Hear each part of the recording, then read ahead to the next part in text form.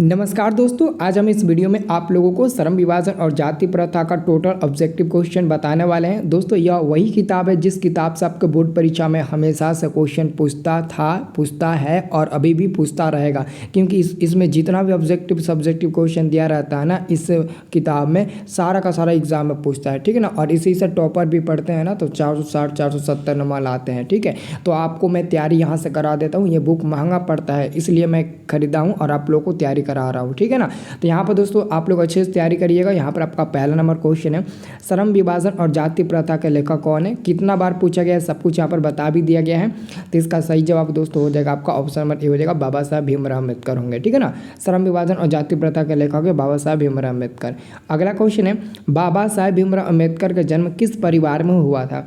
बाबा साहब भीमराव अम्बेडकर का जन्म किस परिवार में हुआ था। एक दलित परिवार में हुआ था। ऑप्शन नंबर आपका डी नंबर हो जाएगा। और आपका 3 नंबर क्वेश्चन है, हुआ सुधराज किनकी रचना है। तो भीमराव अम्बेडकर की। ऑप्शन नंबर ए आपका तीसरा नंबर क्वेश्चन का सही जवाब हो जाएगा, ठीक है। दोस्तों अगर आप लोग को भी फ्री में एकदम तैयारी करना है तो आप लोग टाइम देख लीजिए। सुबह में 5 बजे आपको तैयारी कराने को मिलता है और दोपहर में 11 बजे, शाम में 7 से 8 और 8 से 9। चैनल को सब्सक्राइब करके रखिए। व्हाट्सअप ग्रुप का लिंक डिस्क्रिप्शन में, आप लोग व्हाट्सअप ग्रुप में जुड़ जाइए। आपको सारा वीडियो में डाल दूंगा, वीडियो PDF सब डाल दूंगा। बस आप लोग व्हाट्सअप ग्रुप में जुड़े रहिएगा, ठीक है ना, आपको सब मिल जाएगा। अब देखिए अगला क्वेश्चन है, भीमराव अम्बेडकर के चिंतन व रचनात्मकता के प्रेरक व्यक्ति कौन थे। तो कबीर भी थे, भगवान बुद्ध भी थे, ज्योतिबा फूले। तो आंसर आपका डी नंबर मिल जाएगा। ये तीनों व्यक्ति थे, ठीक है ना। अगला क्वेश्चन दोस्तों ये देखिए कितना बार पूछा गया है, इसलिए दोस्तों यहाँ पर दिखा दिया है। ये क्वेश्चन आपका है, डॉक्टर भीमराव अम्बेडकर का जन्म कहाँ हुआ था। तो बाबा साहब भीमराव अम्बेडकर का जन्म मऊ मध्य प्रदेश में हुआ था। ऑप्शन नंबर ए आपका बिल्कुल सही जवाब हो जाएगा। अगला क्वेश्चन, भारतीय संविधान का निर्माता किसे कहा जाता है। तो बाबा साहब भीमराव अम्बेडकर को कहा जाता है। ऑप्शन नंबर आपका सी नंबर सही जवाब हो जाएगा। अगला क्वेश्चन, भारत में जाति प्रथा का मुख्य कारण क्या है। तो बेरोजगारी। देखो बेरोजगारी भारत में ना जाति प्रथा का एक मुख्य कारण है, ठीक है। ऑप्शन नंबर ए हो जाएगा। जाति प्रथा स्वाभाविक विभाजन नहीं है, क्यों, क्योंकि ये मनुष्य की रुचि पर आधारित नहीं होती है। तो ऑप्शन नंबर आपका बी नंबर बिल्कुल सही जवाब हो जाएगा। अगला क्वेश्चन, मानव मुक्ति के पुरोधा किसे कहा गया है।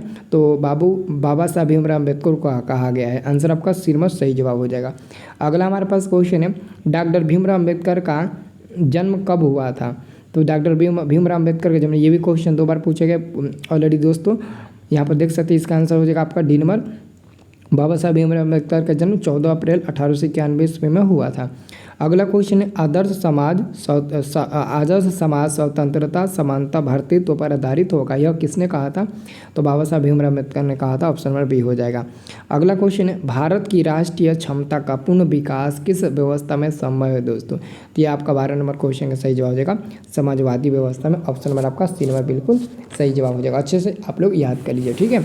अब देखिए अगला हमारे पास क्वेश्चन आता है 13 नंबर। ये क्वेश्चन है, डॉक्टर भीमराव अम्बेडकर ने किस प्रथा को आर्थिक पहलू से खतरनाक माना है। तो जाति प्रथा को उन्होंने आर्थिक पहलू से भी खतरनाक माना है, क्योंकि जाति प्रथा एक दूसरे व्यक्ति के अंदर ना जाति का भेदभाव पैदा कर देती है, जिसके चलते एक दूसरे में लड़ाई झगड़ा हो जाती है, ठीक है ना, इसलिए वो खतरनाक माने हैं। भारत में बेरोजगारी का मुख्य वो प्रत्यक्ष कारण क्या है। तो जाति प्रथा है दोस्तों। जाति प्रथा, आजकल के लोग जातिवाद बहुत ज़्यादा करते हैं, हिंदू मुस्लिम में लड़ा देते हैं। अभी हम लोग पढ़ने वाले लिखने वाले हैं तो हम लोग ना हिंदू मुस्लिम से ना एक साथ दोस्ती, एक साथ मिलजुल कर मतलब कि रहना चाहिए। लेकिन जो नेता है ना वो हम लोगों को भी भड़का देते हैं, गंदी गंदी भाषण देकर हिंदू पर तो मुस्लिम पर ऐसे भड़का देते हैं। बट ऐसे नहीं करना चाहिए, ठीक है ना। सभी हमारे देखो, अगर कोई भी जैसे कि मानते हैं कोई हिंदू ही है कोई मुस्लिम ही है, अगर किसी हिंदू या फिर मुस्लिम के बच्चे को कोई मारेगा तो बाबू वो कोई बर्दाश्त कर सकता है। तो ये दोस्तों सारा दोष जाता है नेताओं पर, ठीक है ना। एक्चुअली में दोस्तों हम इंसानों से प्यार करना चाहिए, चाहे वो किसी भी जाति से हो। जाति देकर प्यार नहीं करना चाहिए, ठीक है ना। उसका स्वभाव उसका नेचर देकर प्यार करना चाहिए, ठीक है ना। चलिए तो हमारा आंसर 14 नंबर का ए नंबर मिल जाएगा ना। अब देखिए बाबू अगला क्वेश्चन है, आधुनिक सभ्य समाज श्रम विभाजन को आवश्यक क्यों मानता है। तो कार्य कुशलता के लिए मानता है। पता है ना, आधुनिक जो सभ्य समाज है ना वो श्रम विभाजन को अपनी कार्य कुशलता के लिए ही आवश्यक मानता है। जाति प्रथा श्रम विभाजन के साथ साथ किसका रूप लिए हुए हैं।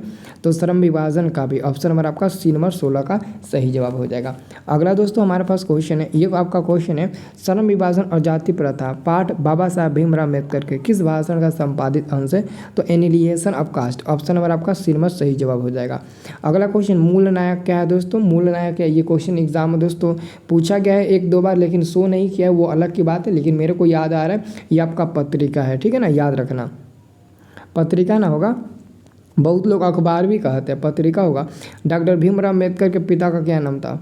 सकपाल यानी कि रामजी सकपाल बोलते हैं ना, रामजी सकपाल, यानी कि आपका आंसर हो जाएगा भीमा रामजी सकपाल। ओके, अगला हमारे पास क्वेश्चन है, डॉक्टर भीमराव अम्बेडकर ने पीएचडी की उपाधि कब धारण किया था? 1916 में ना किया था, तो आपका 20 नंबर क्वेश्चन का सही जवाब हो जाएगा 1916 ईस्वी में।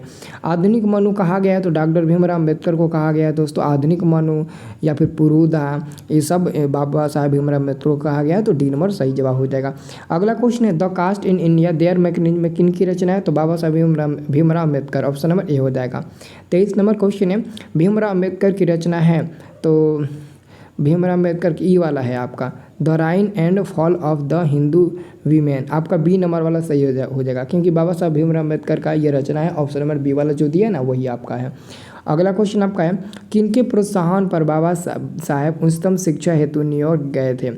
तो काशी नरेंद्र नहीं घाटी साला बड़ौदा नरेन के प्रोत्साहन पर गए थे ना, तो 24 नंबर क्वेश्चन का आपका आंसर सी नंबर मिल जाएगा। अगला क्वेश्चन है, डॉक्टर भीमराव अम्बेडकर की माता का क्या नाम था? भीमाबाई नाम था ना, भीमाबाई नाम था, तो ऑप्शन नंबर आपका दोस्तों यहाँ पर आपका 25 नंबर क्वेश्चन का सही जवाब हो जाएगा, डी नंबर हो जाएगा, ठीक है।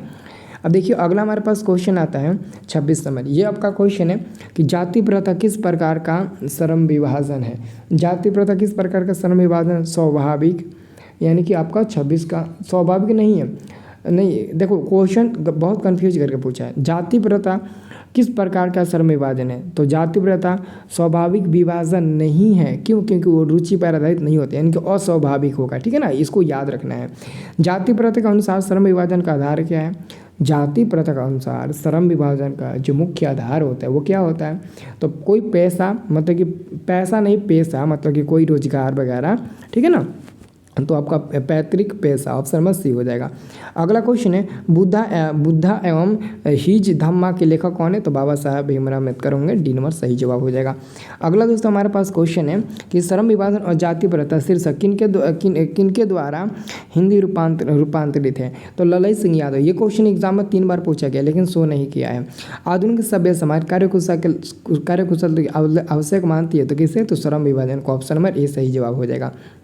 अगला क्वेश्चन दोस्तों आपका है कि डॉक्टर भीमराव अम्बेडकर की रचनात्मकता के प्रेरक व्यक्ति थे? तो ज्योतिबा फूले, ऑलरेडी कबीर भी थे, भगवान बुद्ध भी थे, लेकिन उन लोगों का नाम नहीं दिया, ज्योतिबा फूले का नाम दिया, वही आंसर हो जाएगा। डॉक्टर भीमराव अम्बेडकर ने किस पत्रिका का संपादन किया था? तो बहिष्कृत भारत, ऑप्शन नंबर सी हो जाएगा। अगला क्वेश्चन है, डॉक्टर भीमराव अम्बेडकर की मृत्यु कब और कहाँ हुई थी? इनकी मृत्यु 6 दिसंबर 1926 ईस्वी में दिल्ली में हुआ था, ऑप्शन नंबर ए हो जाएगा। डॉक्टर अम्बेडकर का वार्ड में हिंदी में कितने खंडों में प्रकाशित हो चुका है? तो 21 खंडों में प्रकाशित हो चुका है, यानी कि आपका 34 नंबर क्वेश्चन का आपका सही जवाब हो जाएगा दोस्तों, ऑप्शन नंबर डी हो जाएगा। अब देखिए अगला क्वेश्चन है, लेखक की दृष्टि में आदर्श समाज कैसा होना चाहिए? जिसमें स्वतंत्रता, समानता, भ्रातृत्व भाव हो, वही होना चाहिए, ऑप्शन नंबर ए हो जाएगा। और दोस्तों लास्ट आपका प्रश्न है कि लेखक की दृष्टि में विडंबना की बात है, लेखक की दृष्टि में विडंबना की बात क्या है? तो आपका लास्ट नंबर क्वेश्चन का आंसर हो जाएगा, जातिवाद के पुस्तकों की कमी नहीं है, ऑप्शन नंबर आपका भी सही जवाब हो जाएगा। इस प्रकार दोस्तों ये आपका चैप्टर फिनिश हो गया, पूरा का पूरा इसी में से पूछेगा, बाहर से एक भी नहीं पूछेगा, ये मैं आपको गारंटी देता हूँ। बस आप लोग अच्छे से याद करिए, सभी जो भी वीडियो देता हूँ सब आप लोग याद करिए, ठीक है ना, अच्छे से मन से याद करिए आप लोग, ठीक है। ओके, तो मिलते हैं दोस्तों नेक्स्ट वाले वीडियो में, तब तक के लिए जय हिंद जय भारत।